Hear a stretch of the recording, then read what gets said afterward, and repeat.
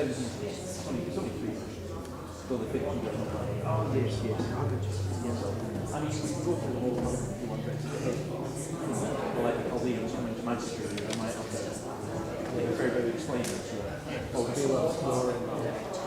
it might not. That's true. Yeah, that's true. That might be calling the news. It's like my mum said about my son Andy. We should stop doing he's in the middle of a house and he's still sort of loving it. They're going, that's our life. They love this stuff. It's drama. It's our real life. Oh yeah, it is, absolutely. So, right, stop yakking. You never hear that in church, do you?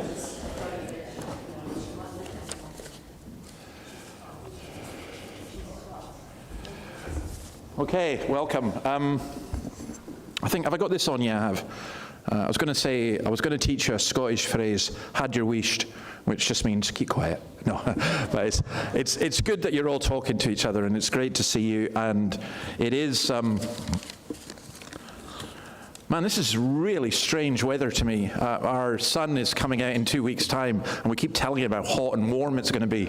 So this better get sorted before he comes, that's all I'm saying. But it's lovely to see you, and it's nice to be in here and to be sharing God's word and to sing together.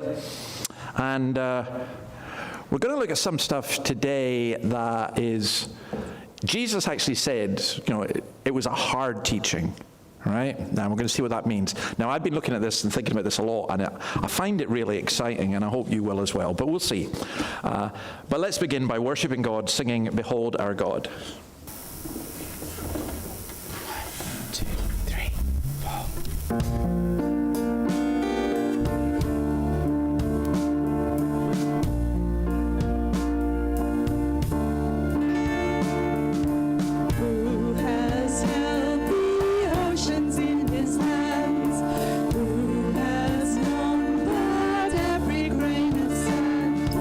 Kings and nations tremble at his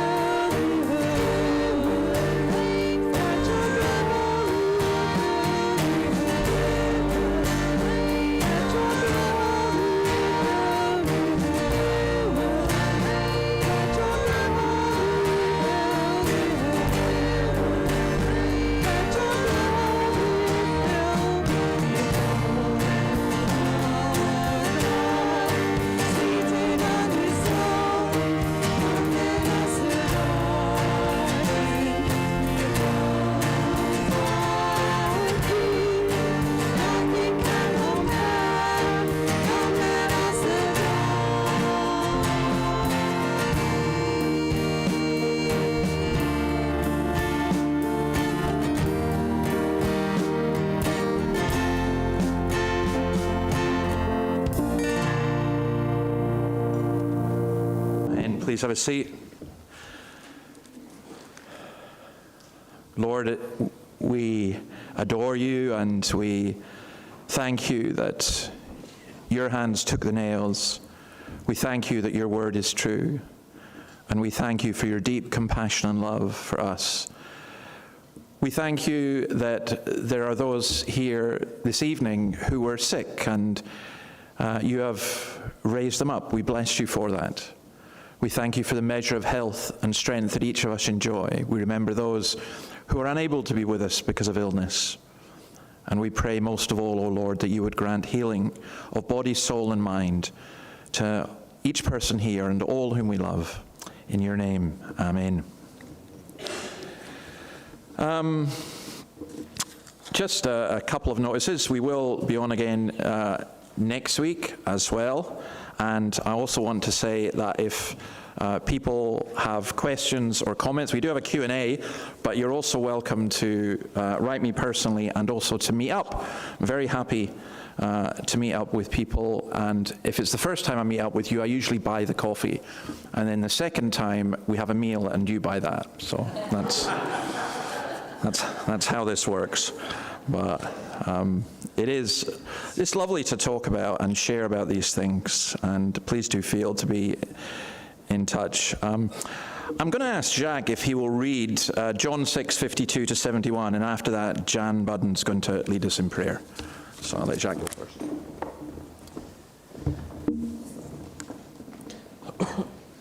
The scripture reading is from John chapter 6, verse 52 to the end of the chapter.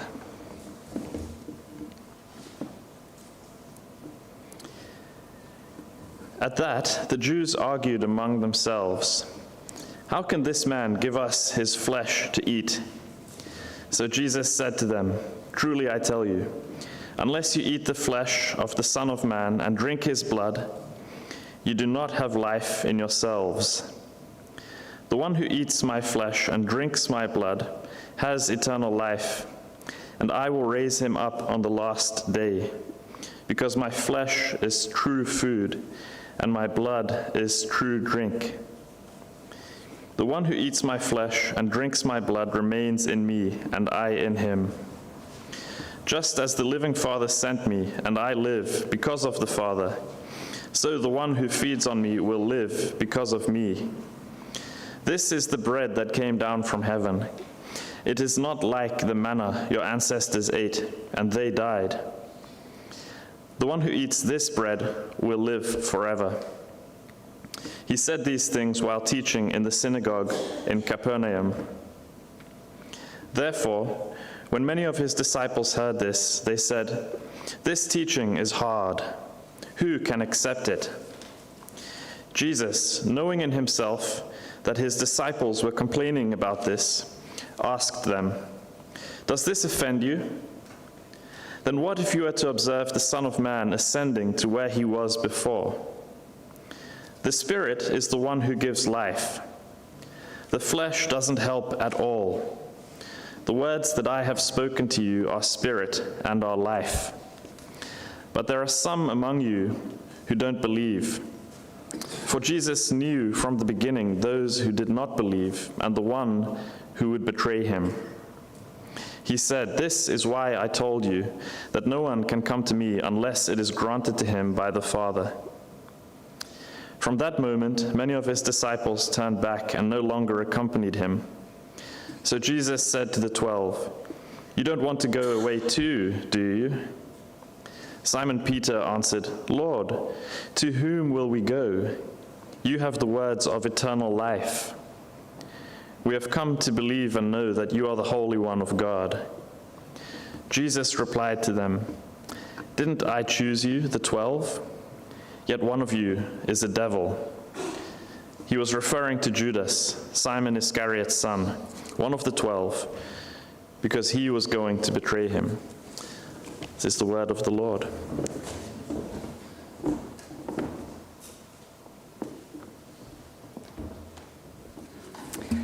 What a privilege it is to come before our great God, the creator of the universe, because he hears and answers our prayers. Will you pray with me? A reflection from 2 Chronicles 7:14. If my people who are called by my name will humble themselves and pray and seek my face and turn from their wicked ways, then will I hear from heaven and will forgive their sin and will heal their land. Father, we're just so grateful that we can call to you and you do hear and answer us, and you desire that we speak with you on a regular basis. We humbly turn to you today and praise you, for you are our God who rules with righteousness and justice. Yet in your grace and mercy you adopt us as your children. If we come to Jesus for salvation and forgiveness, we acknowledge that we have failed you again this week and ask for your forgiveness and mercy. We thank you for your love and compassion and the many blessings that you give to us daily. We seek you afresh today and ask for your special care on our church family. For any here who are grieving the loss of loved ones, we pray for your comfort. For those that have suffered broken relationships, for your healing and restoration. For any who have unfulfilled dreams, unemployment or disappointments, we pray for your peace and hope for their futures. For those facing sickness or aging bodies, that we might find strength in you. We thank you that we can cast all our cares and fears and anxieties on you, for you care for us. I pray for any here tonight that are seeking to find purpose in life, that they will find Jesus, because you have promised that those who truly seek will indeed find you. Father, we just thank you tonight for David and Annabelle's ministry amongst us. We pray for them for wisdom as they lead us, for spiritual growth, for health and courage amidst opposition, and we pray for your protection over them and that we would encourage them. And we pray tonight as he speaks your word that you will help us to have hearts to listen and understand through your Holy Spirit. We pray for him as he speaks through the Rhema FM, and pray that those who hear your good news may receive it by faith and become followers of Jesus. And as he shares the good news in local schools through Scripture, that young lives might be changed and transformed. And we pray for each of us to help us to all shine your light in this dark world, that we may love our neighbours as ourselves, care for the sick and vulnerable, and be ready to share the good news of Jesus' salvation to those that cross our paths. We thank you for your Holy Spirit, for his guidance, counsel, and the understanding he gives us to show us how to live each day. We pray these things in Jesus' name. Amen. Amen.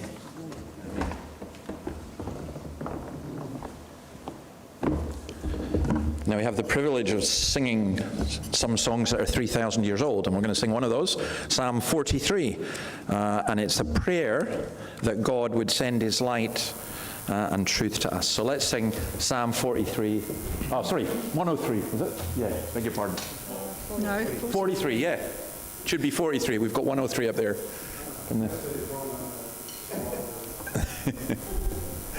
I'll wait till they get the right number. That's right. Yep, that's it. That's the right one. We've got the right words, if the wrong number. Okay. Let's stand. 1, 2, 3.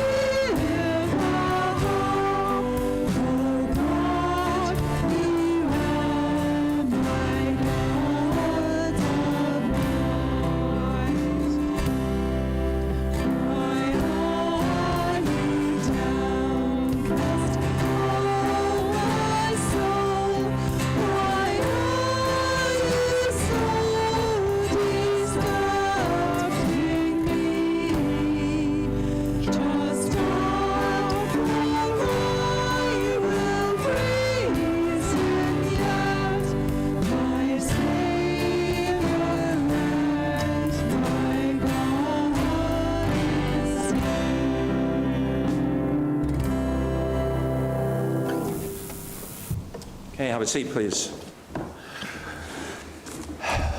Sam, I am going to need your help because I did have a video I was going to show people and it's not working. So I'm going to need to use you. Do you have your book with you, the book you're reading? Can you bring that up? Bring it up to me, come on. You and I will just have a wee private chat in front of everyone. Come on. Oh. Come on, step here. And let's have a look at the book on the cover. Who is that?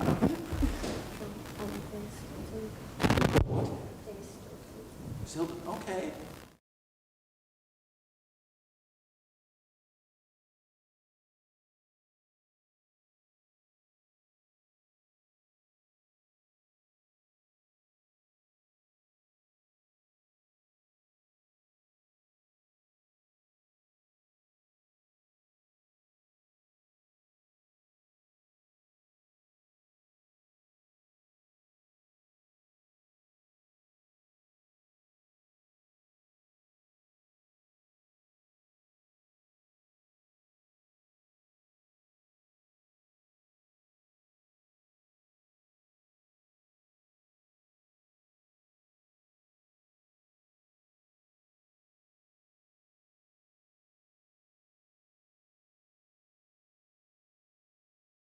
It's made up. And made up stuff's not bad. I mean, I like fairy stories, they're just made up. Right? So things are real. How would you know something was real? That's hard, isn't it? How do I know you're real? See, I can see you and I can knock your knees. So I think you're for real. So I think we are going to be talking about what's real and what's not real. And that's actually really, really hard for people to understand. So these look like really good books, so thank you. Thank you very much for helping me. I appreciate it. Oh, now I have to get up. Right, we're going to turn to John and the passage that Jacques read and thinking about what's real. The clip I was going to show you was from The Matrix. You know, in The Matrix, you got the Matrix 1 is brilliant. Matrix 2 and 3 are completely useless and forget it. But Matrix 1 is utterly brilliant because, and it's too late now, this is a plot spoiler, because if you haven't seen it by now, it's a guy who is in this world and things start happening to him that make him think that begin to think that the world isn't real. And then he meets this guy called Morpheus. It's a bit complicated, but he's asked to take the blue pill or the red pill. Now, I can't remember which one is which, but the blue pill, I think, it takes you back into your dream world. And in reality, he's hooked up to a computer where everything makes everything great for you. Or you can go into the real world, which, as he says, is down the rabbit hole. And maybe you don't want to go there. Maybe you just want to stay in the fake world. Well, I have always thought, since I saw that film, it completely blew my mind because I just thought that's where we're at in so many ways. And this is what Jesus is talking about here. So we're going to look at some of the questions that get asked Jesus here. From verse 52, the Jews begin to argue sharply among themselves. How can this man give us his flesh to eat? And I'm not going to go back over all that we did last week, but Jesus has just said, you have to, unless you eat of my flesh, you can't have life. I say, well, how can you give us your flesh to eat? So then Jesus goes on to say, unless you eat the flesh of the Son of Man and drink his blood, you have no life in you. And it's a grotesque image. Whoever eats my flesh and drinks my blood, you know, that's a grotesque image. It's if you unfortunately what we've done is we made it into a very religious image, and it sounds fine, but it's not fine. Drinking blood, you know, who does that? And so, what is he saying? They're asking him basically, what do you mean? What are you trying to tell us? Now, there's a man, a very famous preacher who's now dead, called James Boyce in the States. And in writing about this, he says he's not wanting to be blasphemous, and he's a very serious, good, Calvinist preacher. But he says, is Jesus as real to you spiritually as something you can taste or handle? Is he as much a part of you as that which you eat? Do not think me blasphemous when I say that he must be as real and as useful to you as a hamburger and French fries. I say this because he is obviously far more real and useful than these, and yet the unfortunate thing is that for many people he's much less real. So the real world, what is the real world? You know, and Sam was very helpful to me. How do we know what's real and what's not real? And I have mentioned this before, that when I was in hospital and I had all kind of delusional stuff, how did I know what was real and wasn't real?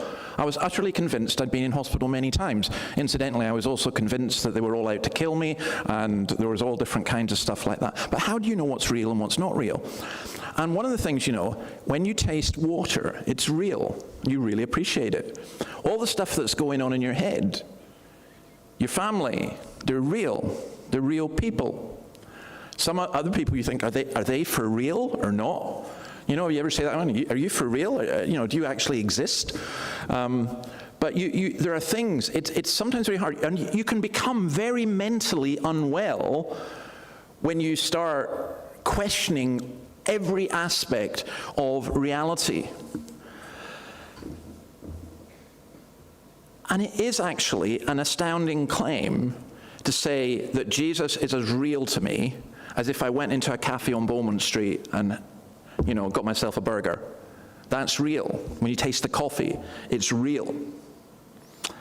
So we're going to unpack that a little bit. So what is the flesh of Jesus? Now, one of the things we need to do immediately is move away from what's happened in some churches, but particularly the Catholic Church, where this is seen as a sacramental thing, and it's saying that when we have communion, there's bread and there's wine, and the bread literally turns into the flesh of Jesus, which does not make any sense. Because, for example, when Jesus did the Passover, he was actually there. Forgive me for being crude, but the disciples were not chewing on his arm. They just weren't. So,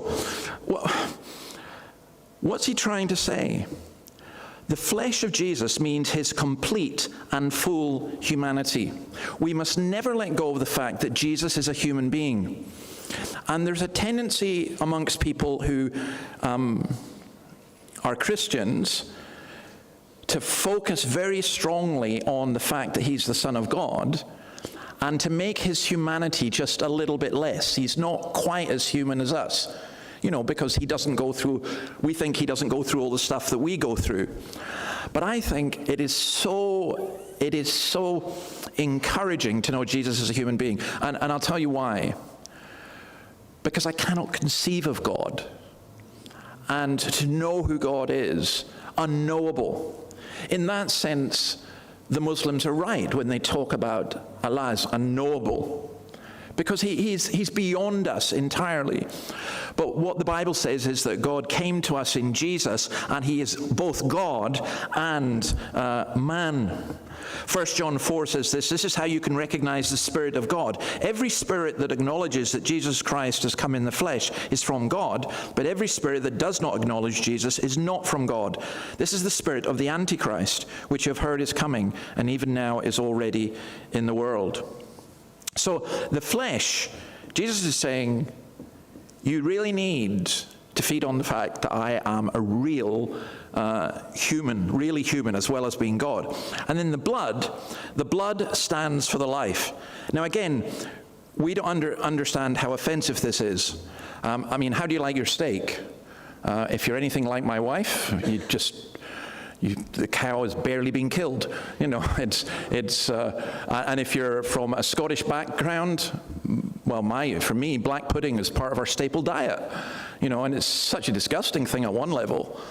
You know, but for the Jews, you can't eat blood because the blood is the life. And so when Jesus says, you've got to eat my blood, it's an even more disgusting image than it is for most of us. It really is. What Jesus is saying here is you have to take my life into you. So the blood is the life. Again, it's not literal blood. He's saying, you've got to take my life into you. I became a human being for you. You've got to take my life into you. And William Barclay uses this great illustration. I hadn't heard this before, so I love this because I love books. And he says, you've got a book which is on a shelf in a library.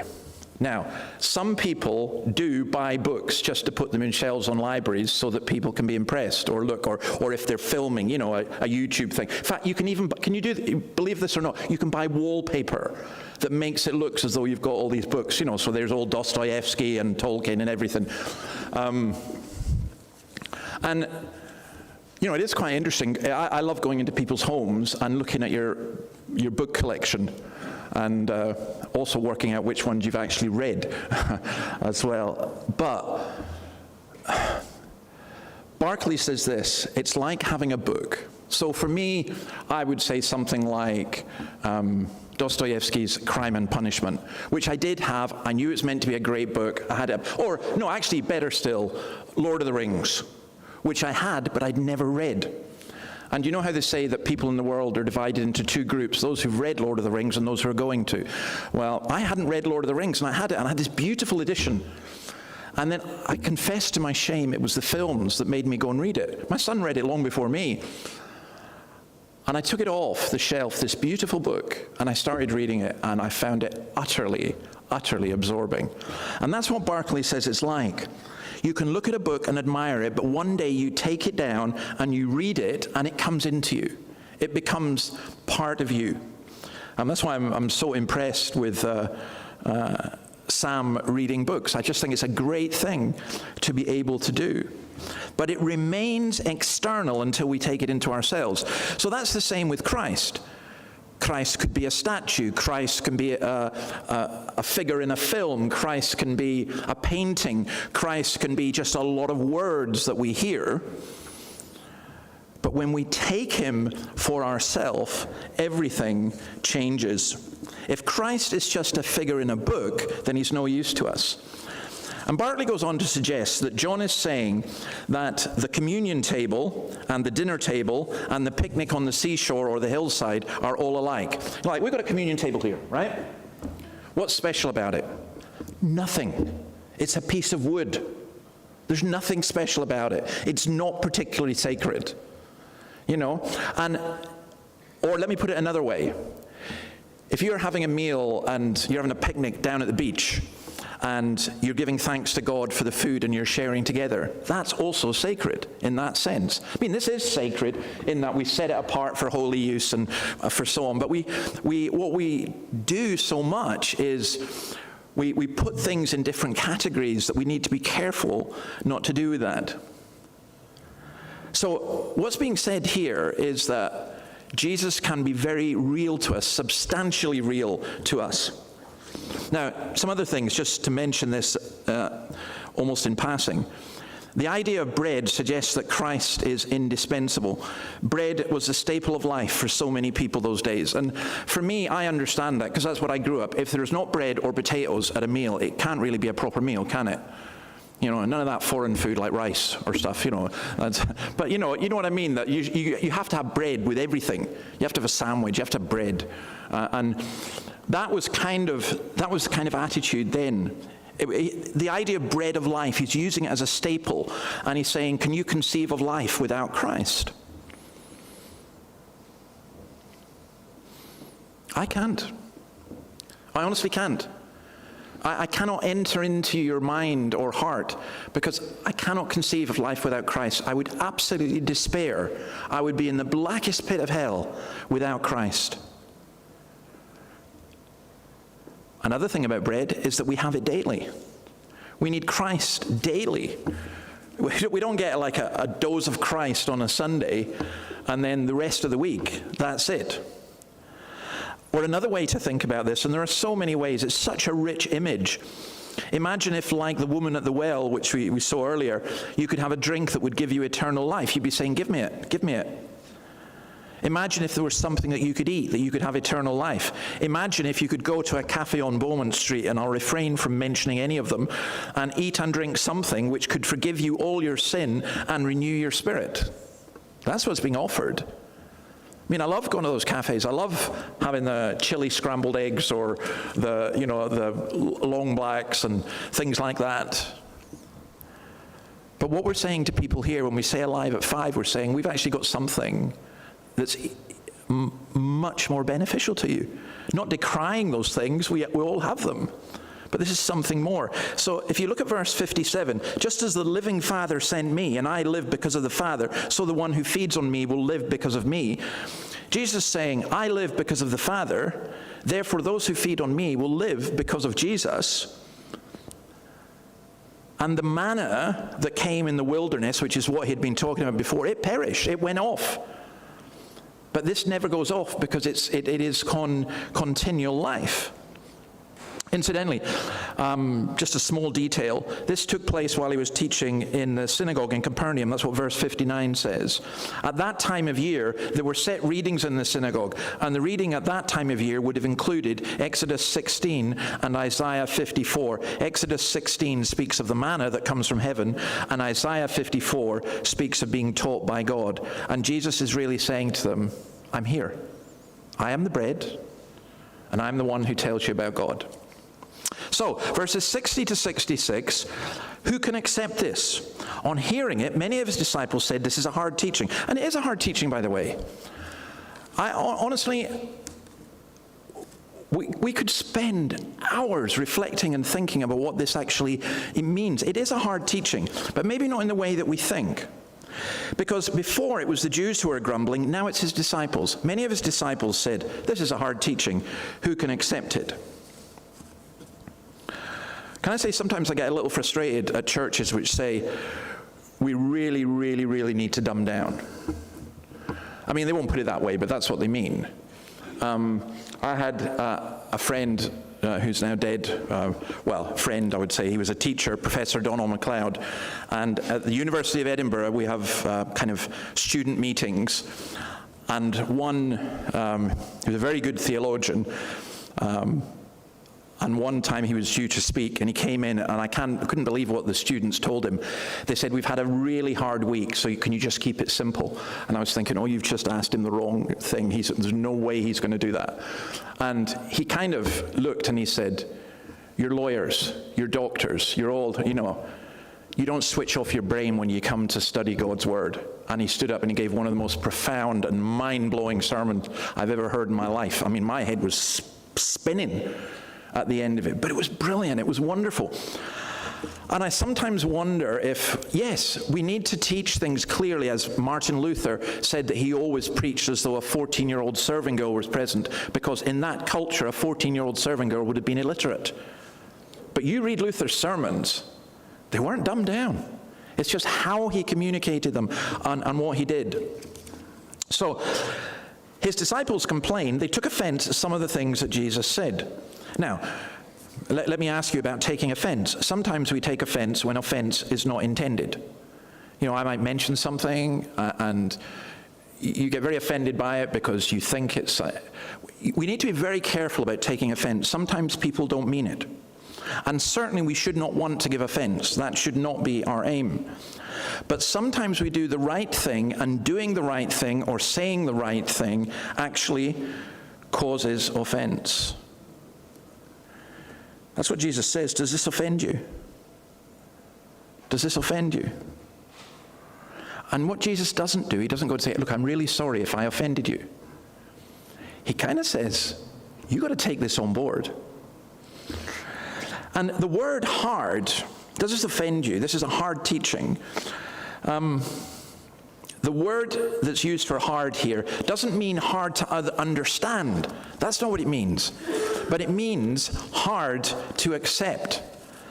And that's where the number one difficulty comes for most of us. It's not often that it's the intellectual difficulty of accepting Christ which keeps people from becoming Christians. It's the difficulty and height of his moral and spiritual demands. There's a famous incident of a journalist who went to Tim Keller's church in Redeemer in New York. And she was greatly attracted by the preaching and the teaching about Christ. And she made a profession of faith. And she was part of that church for a while. And then she discovered what the church taught about cultural issues like abortion, gay marriage, and so on. And she was unbelievably offended and decided she didn't want anything to do with the church or with Christ. And she wrote a very, it's quite a famous letter, which she kind of questioned, why didn't you tell me this at the beginning? And I think that sometimes when we're teaching the Bible, we try and teach it in a way which says, we're going to get you in, and then a bit further on, we're going to tell you the really hard stuff. Like, for example, unless you take up your cross and follow me, don't bother. That's a very hard teaching. And it seems difficult. Now, we'll come back to this hardness in a moment, but Jesus then goes on to argue that when he returns to heaven, he says, if this offends you, what if you see the Son of Man ascend to where he was before? So he's saying, this might offend you just now, but when I ascend to heaven, you will remember all this, and you will perhaps understand it a whole lot better. The resurrection, actually, is really the guarantee of all the claims of Christ. If Christ rose from the dead, if he was really killed, and if he rose from the dead, then the whole world absolutely changes.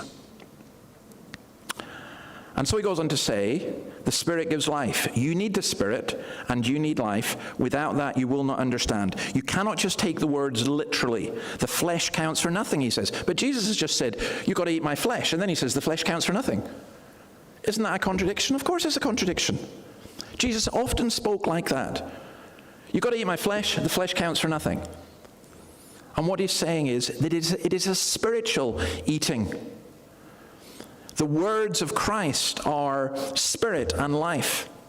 That's one of the great teachings about the Holy Spirit in the Old Testament. It's that the Spirit who gives life. In John chapter 3, we've already been told that we need to be born again of the Spirit, or born from above of the Spirit.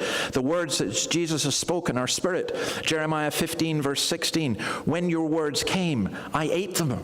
They were my joy, my heart's delight. Now, if I said, I ate the word of God, if you were an absolute literalist, what are you going to do? Chop up the Bible, start eating bits of it? That would be absolutely absurd. That's not what he means. But he means that you take them into yourself. You believe them. You don't just let them wash over you. You cannot feed on Christ without feeding on Christ's words. But then look what Jesus says. Some of you do not believe. Verse 64. I've spoken to these words. They're full of spirit and life. These are chilling words, by the way. Yet there are some of you who do not believe. Hebrews 4 verse 2 says, we also had the good news proclaimed to us just as they did, but the message they heard was of no value to them because they did not share the faith of those who obeyed. You have to combine the message with faith. People come along and they hear the message and they go, yeah, that was nice. And then a year later they'll say, it didn't work for me. I tried it. It didn't work. No, you didn't try it. Because you need to wrestle with it and you need to come in faith. Interesting that it says that Jesus knew from the beginning who Judas Iscariot was and what he was going to do. But some of the others,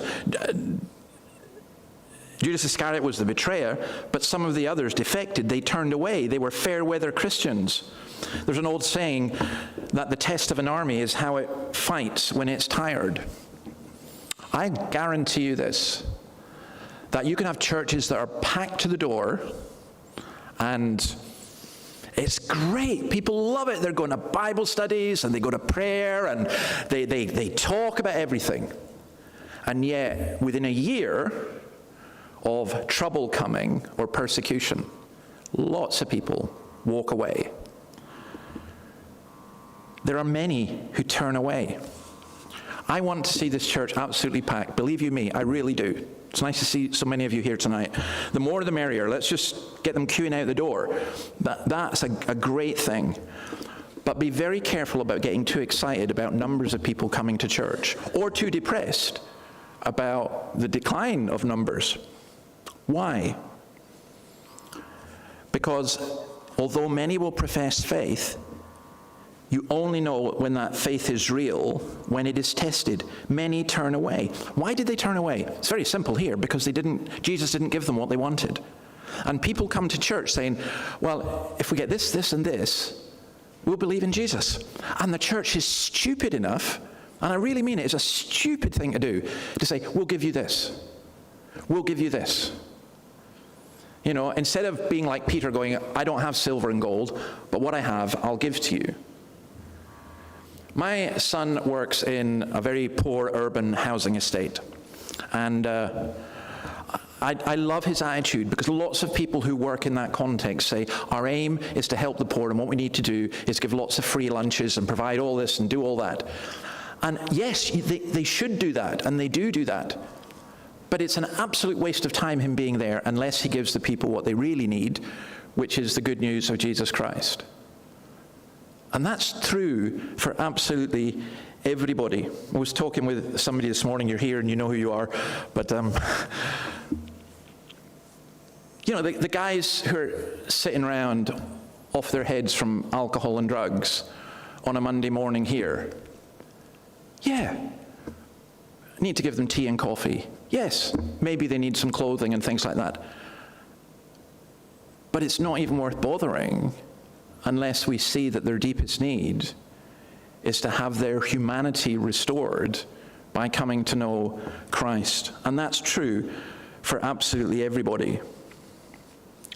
Jesus would not give them what they wanted, and what he offered they would not receive. There are many today who profess allegiance and loyalty to Jesus until they hear him teach certain things that they don't like. And sadly, what the church does, it says, all right, we'll keep quiet about the bits that will upset people. No, don't. Please don't. Please don't do that. It is such an enormous mistake. I was thinking about that this way. Who can accept this? I think one of the hardest insults and attacks I've ever had, and it happens a lot, people say to me, David, if you were more like Jesus, you wouldn't put so many people off. And if you were more like Jesus, and for a Christian, that hurts, you know, because who can deny that you need to be more like Jesus? And all these people go, oh, if only you were more Christ-like. But then I look at Jesus, and I'm going, well, he wasn't very Christ-like. He had thousands of followers at this point, and all of them left him because he said things that were too hard. You know, we have to be very, very careful when we start accusing people of not being Christ-like. What do you mean? How does that work? Yes, we need to be like Christ. We're not going to be hard, but anyway, let's just do the last bit. Where can we go? Verse 67 to 71. From this time, many of his disciples turned back, no longer followed him. And then Jesus says to the 12, so now that pretty well means everyone else is gone. They've all left him. This huge crowd chasing him all over the place, wanting to anoint him as king. They've gone. And that will happen to Jesus again and again and again. The most famous time, of course, is when he goes into Jerusalem on the Passover, and they're, you know, hail the King of the Jews and everything. And that same crowd within a week are demanding that he be crucified. So Jesus, he was deserted except for the 12. And he looks at the 12 and he says, are you going to leave me too? And what do they say? It's a brilliant answer from Peter. Lord, to whom shall we go? You have the words of eternal life. Where are we going to go to? I think, if you know your Roman history, Jesus turning to the disciples is a bit like Caesar looking at Brutus and going, tu Bruti, you know, you could stab me as well. Well, yeah, he did. And Jesus is saying, are you going to desert me as well? But they didn't defect, and they didn't betray Jesus like Judas. And just for this very simple reason, and it's one of the greatest affirmations of faith that you can ever say, just say, we ain't got anybody else. Who else can we go to? You have the words of eternal life. We've come to know and believe that you are the Holy One of God. Now, Peter had many questions. There are many things that Peter did not understand. There were many flaws in Peter's character. He was far too boastful. He promised. He said to Jesus, I'll never desert you. And as we know, he did. But Peter knew enough that without Christ, he had nothing. Jesus is saying, do you want to go back to your fishing business? And Peter's saying, why? You have the words of eternal life. So where will you go? If Jesus' teaching is too hard, where will you go? That's my challenge all the time to people. Are you going to go to other religions? Are you going to go to the philosophers? Are you going to go to the politicians? Will you look inward for your inner light? Where will you go to? No. We've got nowhere else to go to. Now, I need to ask a question here about, can we lose our faith? After all, it clearly says that some here turned their back and no longer followed him. But Jesus had earlier said that he would lose none of those the Father had given him. So what's going on here? The answer is this: your faith is proved genuine when you persevere. Your faith is not proved genuine when you put your hand up and say, I believe in Jesus. Your faith is not proved genuine when you accept all the things. You've gone through the course, you tick all the dots, all the boxes or whatever.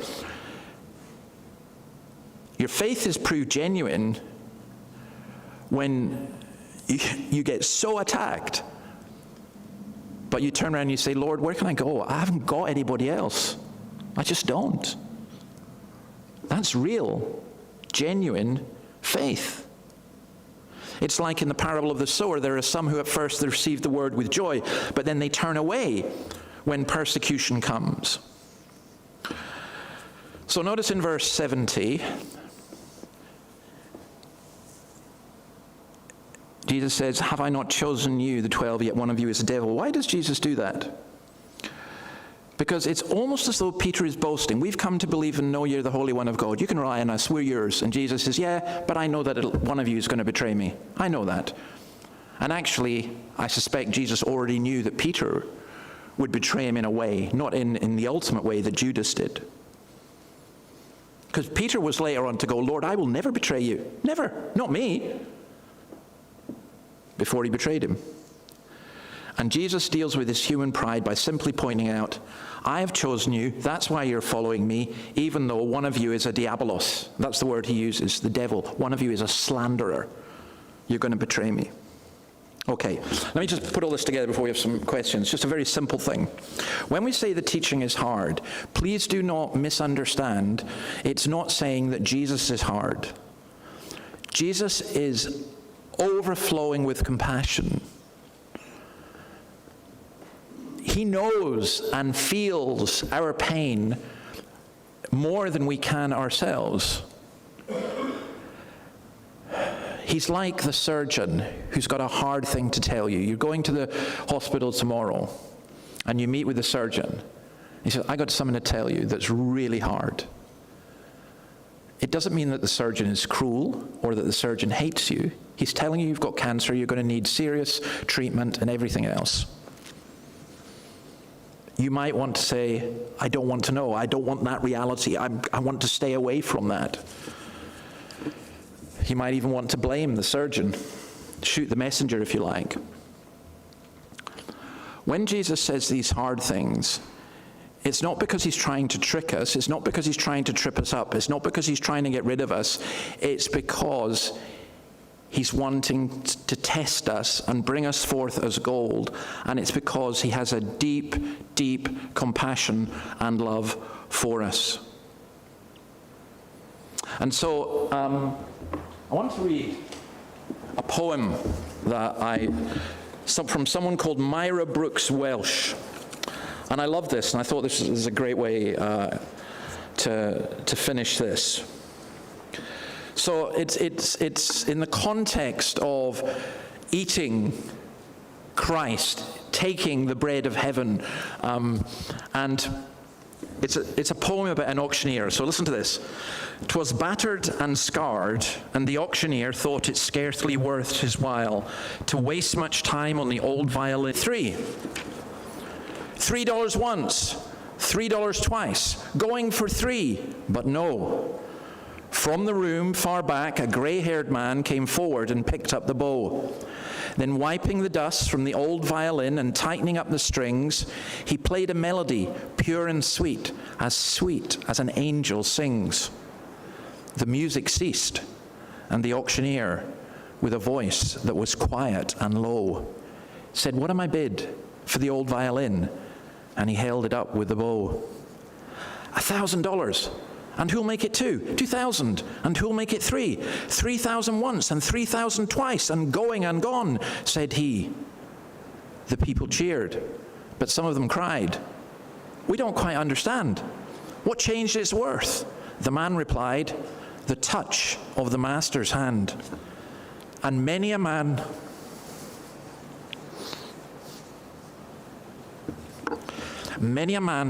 with a life out of tune and battered and torn with sin is auction cheap to the thoughtless crowd, much like the old violin, a mess of pottage, a glass of wine, a game, and he travels on. He's going once and going twice, he's going and almost gone. But the master comes, and the foolish crowd never can quite understand the worth of a soul.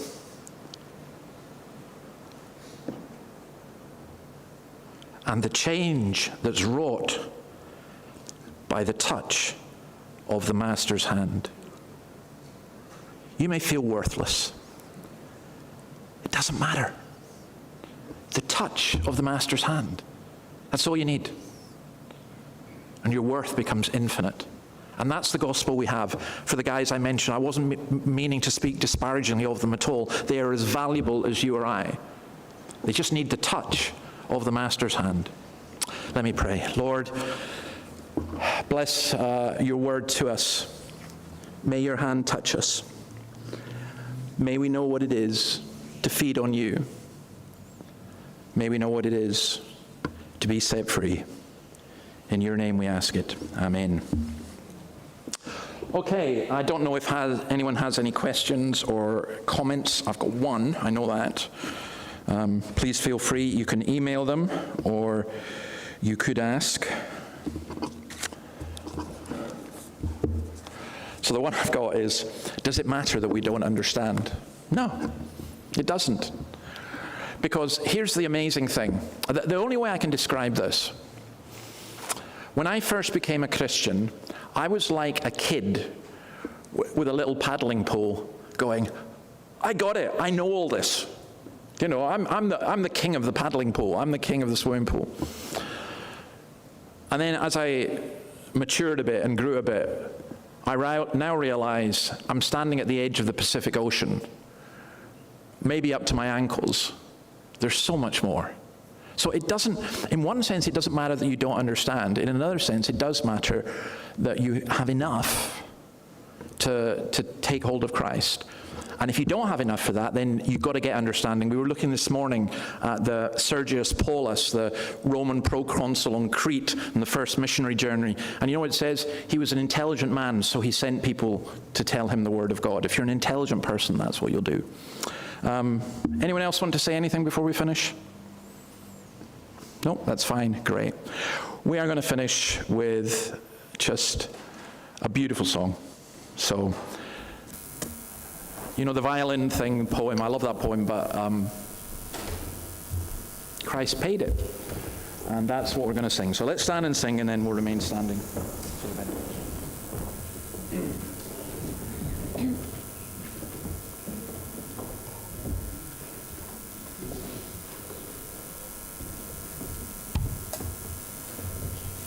One, two, three.